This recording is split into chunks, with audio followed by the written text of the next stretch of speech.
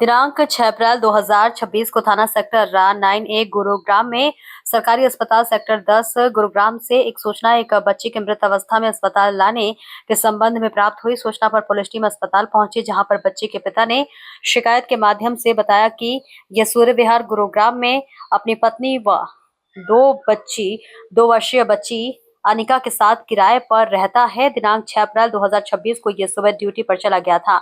जब ये शाम 4 बजे वापस आया तो उनके घर का दरवाजा अंदर से बंद था, तो ये पड़ोसियों की मदद से दरवाजे की कुंडी तोड़कर अंदर आया और इसके साथ इसकी बच्ची अनिका बेड पर बेसुध पड़ी थी तथा इसकी पत्नी भी एक तरफ पड़ी थी, जिससे गर्दन से खून बह रहा था। इनको यह अस्पताल में लेकर आया। यहाँ पर डॉक्टर ने अनिका को मृत घोषित कर दिया। इसकी पत्नी नेहा और इसकी बच्ची अनिका की हत्या की है तथा उसके बाद खुद भी गर्दन पर चोट मारकर आत्महत्या करने की कोशिश की। शिकायत पर थाना सेक्टर 9A गुरुग्राम में आरोपी महिला नेहा के खिलाफ संबंधित धाराओं के तहत अभियोग पंजीकृत किया गया। उपरोक्त अभियोग में आरोपी नेहा अभी अस्पताल में भर्ती है, जहां अस्पताल से डिस्चार्ज होने के बाद आरोपी महिला को गिरफ्तार कर पूछताछ की जाएगी। अभियोग अनुसंधानहीन है। देखिए जसवंत सिंह की खास रिपोर्ट। सेक्टर 9 थाना क्षेत्र में एक बच्ची की हत्या और मां ने आत्महत्या की कोशिश करी है, क्या है पूरा मामला? इस पूरे मामले में सेक्टर 9 पुलिस स्टेशन को एक व्यक्ति के द्वारा एक शिकायत दी गई है और उसने अपनी शिकायत में बताया है कि वो एक प्राइवेट कंपनी में काम करता है। उसके साथ में उसकी पत्नी और उसकी 2-3 वर्षीय बच्ची है, वो साथ रहती है। घटना के दिन वो सुबह ही ऑफिस चला गया था, तो शाम के समय में जब वो ऑफिस से वापस आया तो उसने पाया कि दरवाज़ा अंदर से बंद था। उसके साथ कुछ अन्य लोगों के द्वारा मिलकर के दरवाज़ा तोड़ा गया, तो उसने पाया कि अंदर उसकी 2 वर्षीय बच्ची मृत अवस्था में थी और उसकी पत्नी जो है वो लहूलुहान अवस्था में थी। व्यक्ति के द्वारा अपनी पत्नी के खिलाफ शिकायत दी गई है उसकी बेटी की हत्या से संबंधित घटना के बारे में।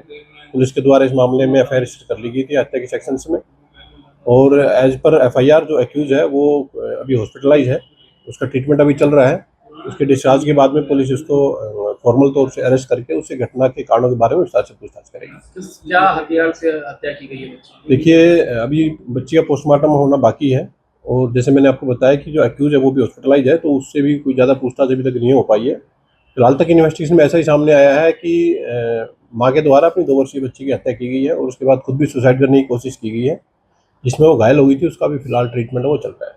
शुरुआती जांच में कारण क्या निकल कर आया है? शुरुआती जांच में जो कंप्लेनेंट है, जो कि मृतक बच्ची का फादर है, उनके द्वारा ऐसा बताया गया है कि पति पत्नी के बीच में कुछ समय से विवाद चल रहा था और हो सकता है कि इसी विवाद के चलते उसके जो एक्यूज है, जो आरोपी है, उसके द्वारा अपनी बच्ची की हत्या की गई है। मां ने अपनी आत्महत्या की कोशिश करी है, कौन सा ख्याल से?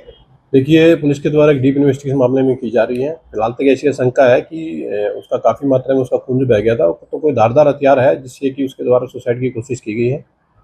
उसके डिस्चार्ज होने के बाद में पुलिस के द्वारा उसको फॉर्मल तौर से अरेस्ट किया जाएगा और बाकी जो पूरा घटनाक्रम रहा है उसके बारे में विस्तारपूर्वक जांच है पुलिस के द्वारा की जा रही है। कहाँ पर बात की गई थी बच्चे के मामले में?